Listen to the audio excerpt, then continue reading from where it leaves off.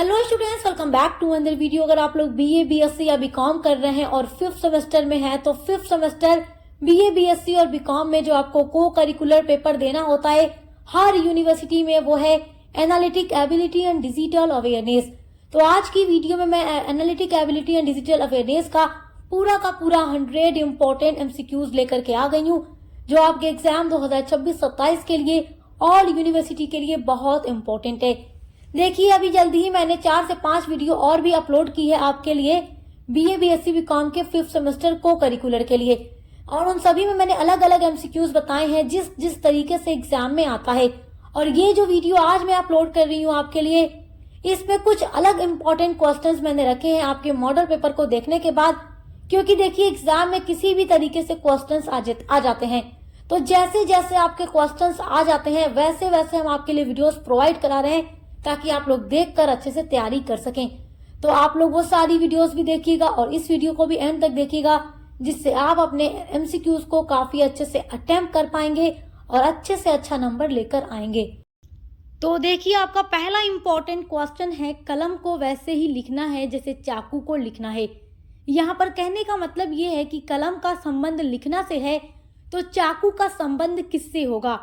तो option number A है cut, option number B है ईट, ऑप्शन नंबर सी है कुक, ऑप्शन नंबर डी है होल्ड। तो देखो, जब हम कलम से लिखते हैं, कलम मतलब पेन से जब हम लिखते हैं तो चाकू से हम क्या करते हैं, कटिंग करते हैं। चाकू से हम सब्जी या फ्रूट्स को कट करते हैं। तो option number A right answer है कट। चलिए नेक्स्ट क्वेश्चन देखिए, कुत्ते को वैसे ही भौंकना है जैसे बिल्ली को। तो कुत्ता भौंकता है तो बिल्ली क्या करती है, मियाऊ करती है। तो ऑप्शन नंबर बी आपका राइट आंसर है। देखिए, आपका अगला क्वेश्चन है, यदि एक कार 60 मील प्रति घंटे की गति से चलती है, यानी 1 घंटे में 60 मील की यात्रा एक कार कर रही है, तो 120 मील की यात्रा करने के लिए उसे कितना समय लगेगा। तो 60 का आप दुगना करोगे तो 120 हो जाएगा। तो जब 60 मील चलने के लिए 1 घंटा लग रहा है तो 120 मील चलने के लिए 2 घंटे का समय लगेगा। तो ऑप्शन नंबर बी 2 आवर्स आपका राइट आंसर है। तीसरा है, यदि आपके पास 3 सेब हैं और आप उनमें से 2 खाते हैं तो आपके पास कितने सेब बचेंगे। तो 3 में से अगर आप 2 खा गए तो आपको 1 ही बचेगा। यहाँ पर मैं आप लोगों से एक इम्पॉर्टेंट बात कहना चाह रही हूँ। देखिए, अक्सर जो भी वीडियोस बनाती हूँ तो देखिए यहाँ पे राइट लिखा होता है, जो भी स्क्रीन पर आपको दिखता है वो सब कुछ लिखा होता है, लेकिन कभी कभी बोलते टाइम कुछ वर्ड बोलते बोलते बाय मिस्टेक मुँह से कुछ और निकल जाता है। बोलना सही होता है बट वो गलत थोड़ा हो जाता है, फिर उसको आगे सही करने की कोशिश की जाती है, उसको बोला जाता है आगे वीडियो में, राइट। मैं फिर उसको सही बोलती हूँ, लेकिन कुछ बच्चे उस पर काफ़ी ज़्यादा कमेंट करते हैं कि मैम आपको सही से नहीं बोल रही हैं, आपने गलत बोल दिया। तो देखिए, बोलते बोलते कभी हम जानते हैं कि हमें क्या बोलना है, बट बाय मिस्टेक मुंह से निकल कुछ और जाता है, तो उसको आप थोड़ा इग्नोर किया कीजिए। चलिए अब आगे बढ़ते हैं।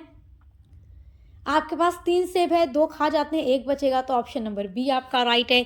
चलिए अगला इंपॉर्टेंट क्वेश्चन देखते हैं। अगला इंपॉर्टेंट क्वेश्चन है, यदि आप 5 और 7 जोड़ दें तो परिणाम क्या होगा। तो अगर आप 5 और 7 को जोड़ देंगे तो परिणाम क्या होगा। देखिए, 5 और 7 को जोड़िए, आपको मिलेगा 12। तो ऑप्शन नंबर सी राइट है। अगला है, आपके पिता की बहन, आपके बीच क्या संबंध है। आपके पिता की बहन यानी आपके फादर की जो सिस्टर है वो आपकी बुआ लगती हैं, तो आपके पिता की बहन के साथ क्या संबंध है, बुआ, और आपके बीच आपका आंट का संबंध होगा, यानी कि बुआ। आप हिंदी में एग्जाम में तो बुआ ही दिया होगा, तो आप समझ जाइएगा, इंग्लिश में आंट लिखा होगा। तो ऑप्शन नंबर ए राइट है आपका। चलिए अगला क्वेश्चन देखते हैं। रोड जैसे कार से संबंधित है, वैसे ही बोट किससे संबंधित है। रोड यानी कार रोड पर चलती है, तो बोट यानी नाव कहाँ पर चलती है, पानी में। तो ऑप्शन नंबर ए राइट है, वाटर। आपका अगला क्वेश्चन है, यदि आप 10 में से 3 घटा दें तो परिणाम क्या होगा। तो 10 में 3 घटा दोगे तो 7 आ जाएगा। तो ऑप्शन नंबर बी आपका राइट है, 7। चलिए अगला इंपॉर्टेंट क्वेश्चन देखते हैं। यदि एक डिब्बे में 8 लाल गेंद हैं और 5 नीली गेंद हैं तो कुल कितनी गेंद है उस डिब्बे में।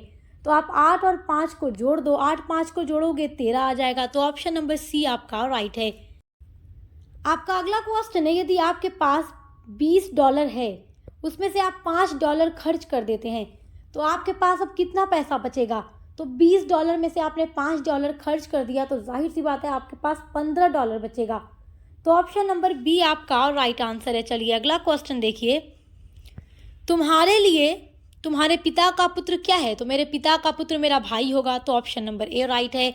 अगला है, यदि लौरा आपकी चचेरी बहन है तो उसकी माँ आपकी क्या लगेगी? तो लौरा मेरी अगर चचेरी बहन है तो उसकी माँ मेरी चाची लगेगी, यानी आंट। तो ऑप्शन नंबर ए राइट है आपका।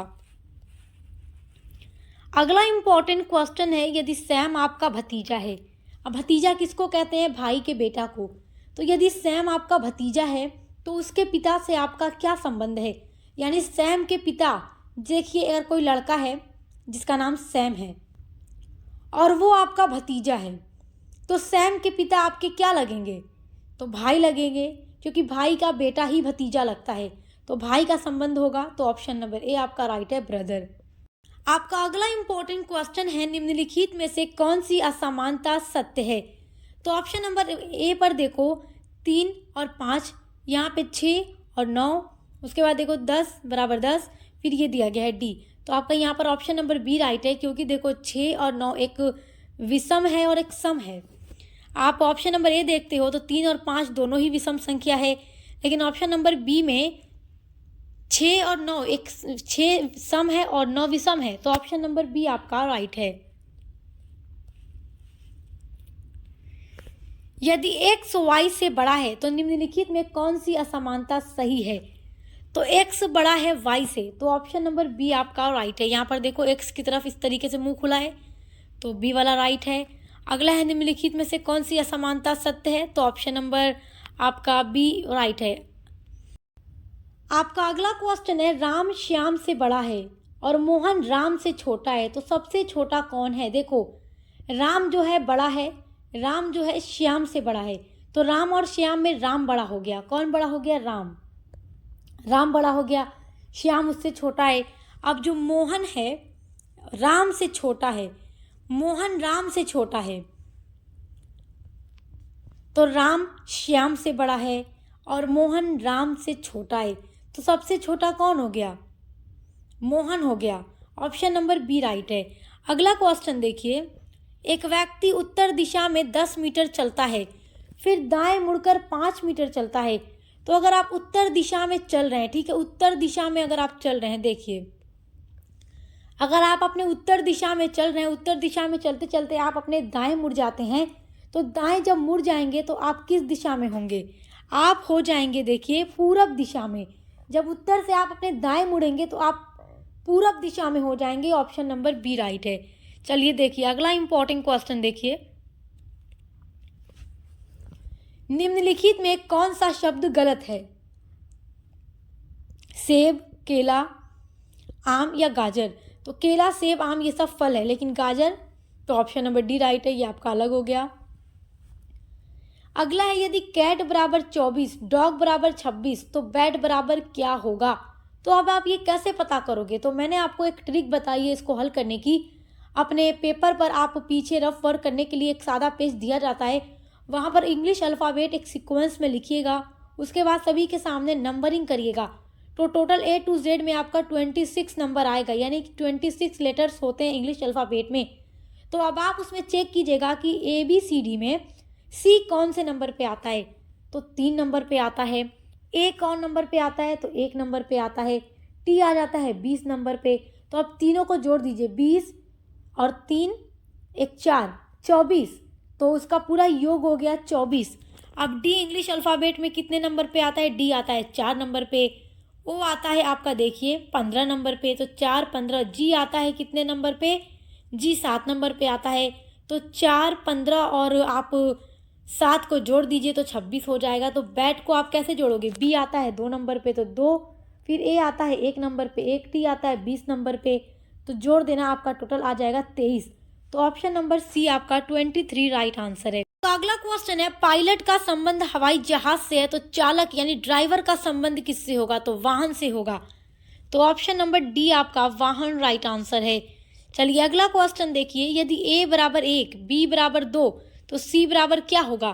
तो 3 होगा। आप कैसे पता लगाओगे? इंग्लिश अल्फ़ाबेट में ABC, तो ए पहले नंबर पे, बी दूसरे नंबर पे, सी तीसरे नंबर पे। तो ऑप्शन नंबर सी पर 3 दिया गया है, ये आपका राइट आंसर है।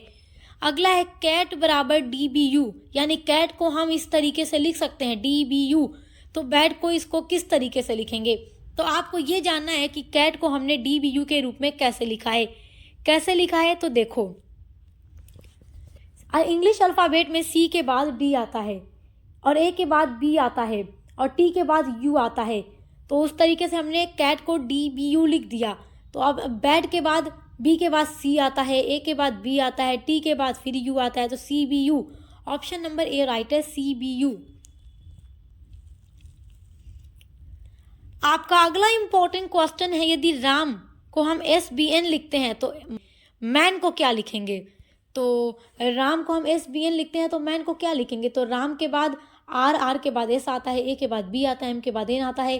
तो M के बाद यहाँ पर N आ गया, A के बाद B आ गया और N के बाद आपका आ गया, देखिए क्या, N के बाद O आ गया। तो आपने लिख दिया NDO, तो NBO। A के बाद B है तो NBO, option number A right है। अगला है एक व्यक्ति पूरब की ओर है, यानी पूर्व की ओर है, फिर पीछे मुड़ता है, तो अब वो किस दिशा में है? तो किस दिशा में वो है?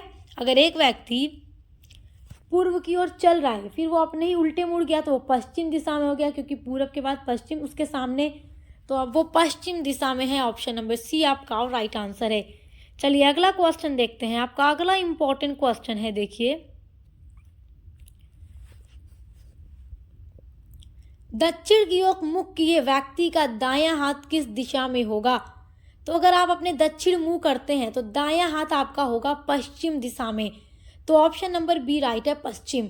अगला इंपॉर्टेंट क्वेश्चन है, सूर्य किस दिशा में उगता है? तो ये पूर्व दिशा में उगता है। ऑप्शन नंबर डी आपका राइट आंसर है।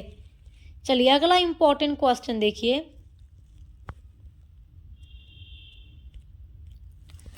उत्तर के ठीक विपरीत दिशा कौन सी है? तो उत्तर के ठीक विपरीत दिशा है दक्षिण और पूरब के विपरीत पश्चिम। तो उत्तर के विपरीत दिशा पूछ रहा है, तो ऑप्शन नंबर सी दक्षिण दिशा राइट आंसर है।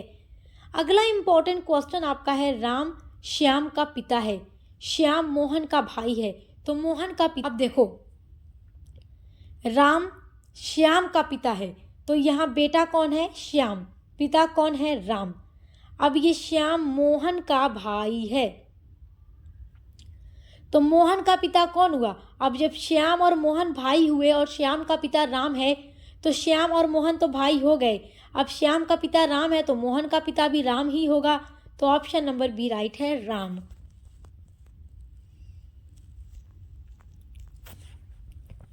आपका अगला इंपॉर्टेंट क्वेश्चन, एक महिला कहती है यह मेरे पिता की इकलौती बेटी का पुत्र है, तो वो कौन है? तो एक औरत कह रही है कि ये मेरे पिता यानी मेरे फादर की इकलौती बेटी। तो अब जब वही औरत अपने ही पापा को कह रही है, तो उसके पापा की इकलौती बेटी वो खुद हो गई जो महिला ये बात कह रही है। तो एक महिला कह रही है यदि यह मेरे पिता की इकलौती बेटी का पुत्र है, तो वो महिला कौन है? तो इकलौती बेटी का पुत्र है तो वो कौन है? तो उसका पुत्र ही हुआ। ऑप्शन नंबर बी राइट है। अगला है, मोहन की माँ राधा की बहन है, तो राधा मोहन की क्या होगी? तो मोहन की जो माँ है राधा की बहन है, तो मोहन की माँ और राधा दोनों बहन हो गई, और आपकी माँ की जो बहन होगी वो आपकी क्या लगती है? मौसी लगती है। तो राधा मोहन की क्या लगेगी? मौसी लगेगी। ऑप्शन नंबर बी आपका राइट है।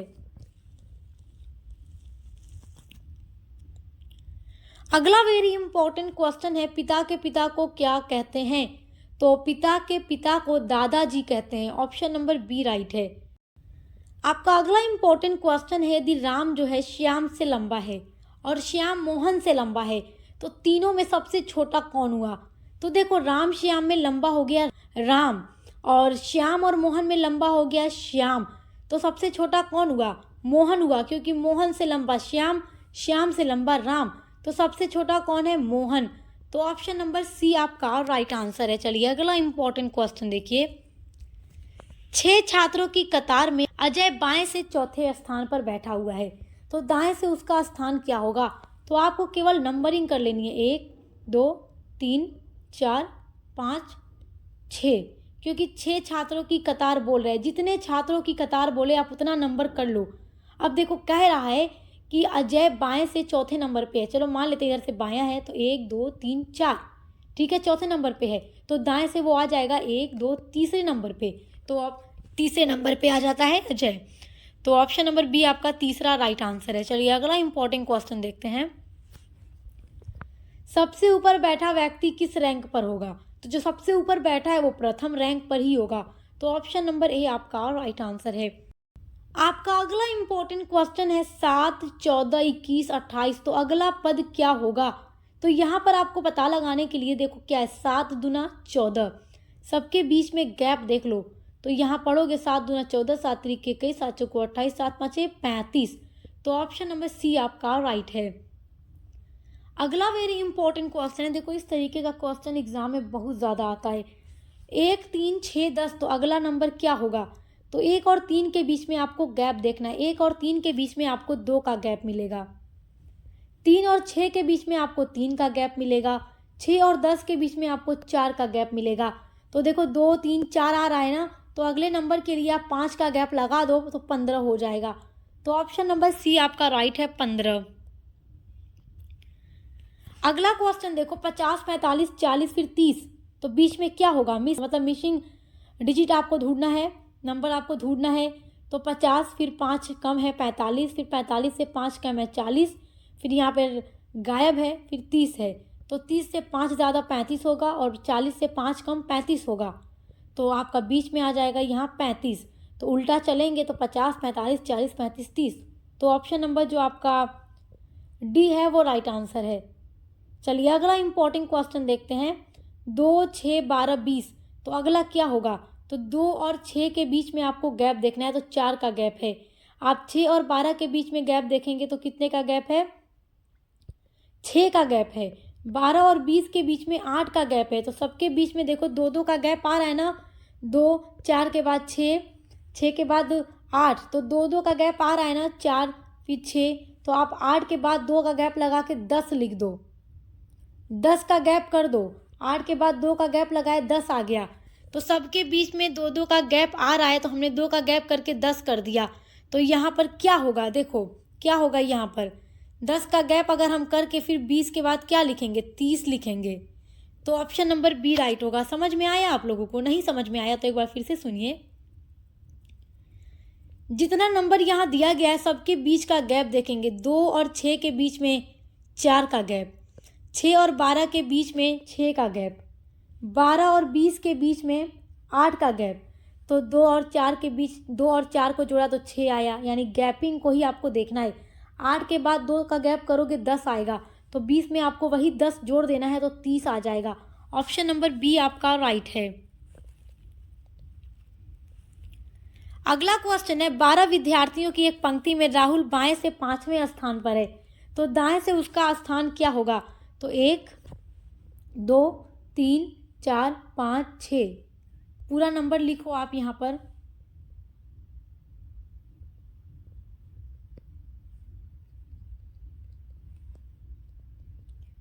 देखो हमने पूरा 12 नंबर लिख लिया, 12 बच्चे बैठे हैं और राहुल 5वें नंबर पे है, तो ये राहुल है बाएं से 5वें नंबर पे। तो उल्टे अब दाएं से गिनो, 1 2 3 4 5 6 7 8, तो राहुल दाएं से 8वें नंबर पे है, ठीक है, 8वें नंबर पे। अगला इंपॉर्टेंट क्वेश्चन है 10 छात्रों की कतार में सीमा दाएं से 4वें नंबर पे है, तो बाएं से उसका स्थान क्या होगा? तो 10 तक लिख लो, 1 2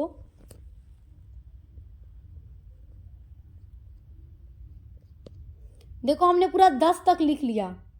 अब आपको बाएं से देखना है, बाएं से तो दिया गया है, बाएं से देखना है कि कितने नंबर पे बैठी है, क्योंकि दाएं से यहाँ पर दिया गया है। मान लो कि वो दाएं से बैठी हुई है 4 नंबर पे, तो आपने इधर से मान लिया दायां, आपको सपोज दैट करना है बस। तो माना कि दाएं से वो चौथे नंबर पे है, तो उल्टा गिनो, 1 2 3 4 5 6 7, तो वो अपने बाएं से 7वें नंबर पे है, तो ऑप्शन नंबर सी पर देखो 7 दिया गया है। अगला एक दौड़ में 15 प्रतिभागी हैं, राम 6वें स्थान पर है, तो उसके पीछे कितने लोग हैं? तो बस यही ट्रिक आपको यहाँ भी लगानी है, तो 9वें नंबर पर आ जाएगा, मतलब उसके पीछे 9 लोग होंगे, तो ऑप्शन नंबर सी राइट है। अगला इंपॉर्टेंट क्वेश्चन देखिए, कंप्यूटर में सभी गणनाएं किस संख्या पद्धति पर आधारित होती हैं? तो कंप्यूटर में सभी गणनाएं जो हैं बाइनरी पद्धति पर आधारित होती हैं, ऑप्शन नंबर डी राइट है। अगला इंपॉर्टेंट क्वेश्चन है 1 KB में कितने बाइट होते हैं, तो 1 KB में देखिए आपके 1024, तो ऑप्शन नंबर बी आपका राइट आंसर है। आपका अगला क्वेश्चन है ALU किसका भाग है, तो ALU भाग है CPU का, ऑप्शन नंबर सी राइट है। अगला वेरी इंपॉर्टेंट क्वेश्चन है कंप्यूटर की अस्थायी मेमोरी कौन सी है, तो रैंडम एक्सेस मेमोरी यानी RAM, option number C right है। ऑपरेटिंग सिस्टम का मुख्य कार्य क्या है, तो इसका मुख्य कार्य है हार्डवेयर और यूजर के बीच सेतु, ऑप्शन नंबर बी राइट है। अगला इंपॉर्टेंट क्वेश्चन है पहला इलेक्ट्रॉनिक कंप्यूटर कौन सा था, तो पहला इलेक्ट्रॉनिक कंप्यूटर कौन था, पहला इलेक्ट्रॉनिक कंप्यूटर था ENIAC, option number B right है। अगला है कंप्यूटर वायरस कौन सा है, तो कंप्यूटर वायरस क्या है, तो कंप्यूटर वायरस है आपका हानिकारक प्रोग्राम, ऑप्शन नंबर सी आपका राइट है, जो कंप्यूटर को नुकसान पहुंचाता है। चलिए अगला क्वेश्चन देखिए। अगला क्वेश्चन है MS वर्ड किस प्रकार का सॉफ्टवेयर है, this is very important question.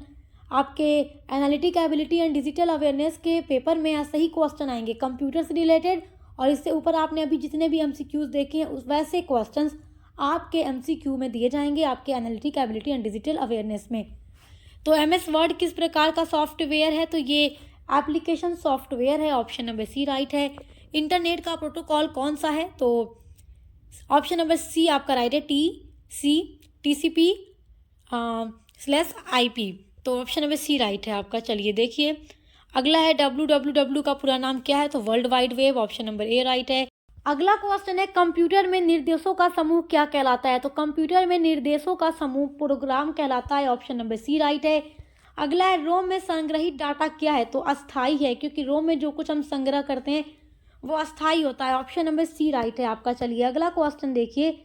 आपका अगला इंपॉर्टेंट क्वेश्चन है ASCII कोड कितने बीट का होता है, तो ये 7 बीट का होता है, ऑप्शन नंबर बी राइट है। अगला है किस डिवाइस में डेटा अस्थायी रूप से संग्रहित रहता है, तो हार्ड डिस्क में, ऑप्शन नंबर डी आपका राइट है, इसमें डेटा अस्थायी रूप से संग्रहित रहता है। आपका अगला इंपॉर्टेंट क्वेश्चन है कंप्यूटर की गति किस पर निर्भर करती है, तो रैम, CPU, क्लाउड, स्पीड, उपरोक्त सभी, ऑप्शन नंबर डी राइट है। अगला है ईमेल भेजने के लिए कौन सा प्रोटोकॉल उपयोग है, तो कौन सा प्रोटोकॉल उपयोग होता है, तो ईमेल भेजने के लिए SMTP, option number B right है आपका।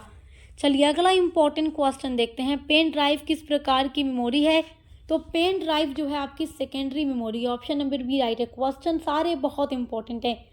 अगला है कंप्यूटर नेटवर्क में लैन का अर्थ क्या है, तो local area network, option number C right है। चलिए अगला वेरी इंपॉर्टेंट क्वेश्चन देखते हैं।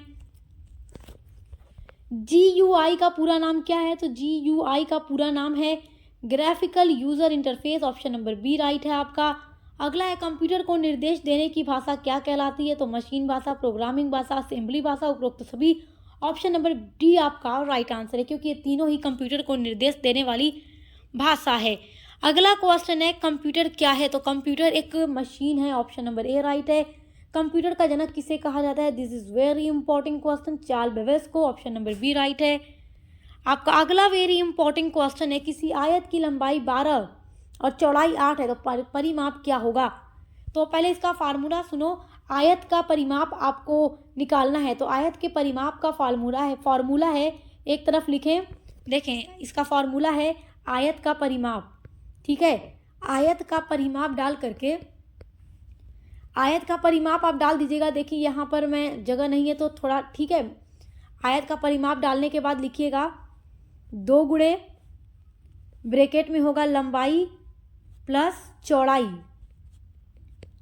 ठीक है, चौड़ाई, तो 2 गुणे हम उतार लेंगे, लंबाई कितनी है 12, चौड़ाई कितनी है 8, तो इसको जोड़ देंगे, 12 8 जोड़ देंगे 20 आएगा, 20 का गुणा 2 में कर देंगे, 20 दूना 40, तो यहाँ पर आयत का परिमाप हो जाएगा 40, याद रखिएगा। क्वेश्चन इंपॉर्टेंट है, फार्मूला नोट कर लीजिए।